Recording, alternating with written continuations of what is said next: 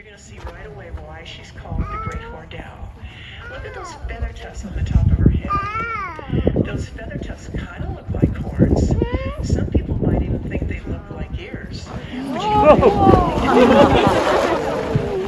she's easy when it comes to the diet because the great horned owl will hunt and eat just about anything. From bugs to birds to reptiles.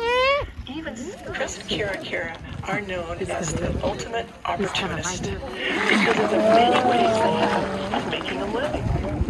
Now, as a scavenger, he's going to hang out with other scavengers, most likely vultures.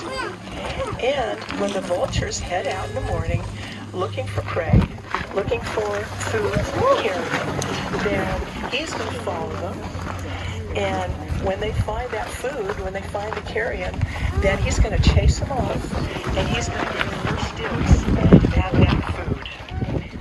And I have to tell you, he is having a wonderful time with this weather and with the breeze. He is a beautiful flyer, and you're getting a great opportunity to see his flight abilities. Now, the harrisocks are also perch hunters, and you might notice this bird right in front of you on a saguaro, using that saguaro as a perch. And what a very convenient perch the saguaro does make. But you have to learn how to use a saguaro. You have to learn how to open your wings very wide and land very softly on top of that saguaro.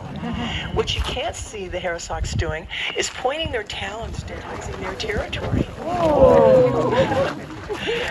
They are going to make themselves very visible high in the air to let any of those potential intruders know that this is their hunting or their breeding territory. Don't even think about coming into it.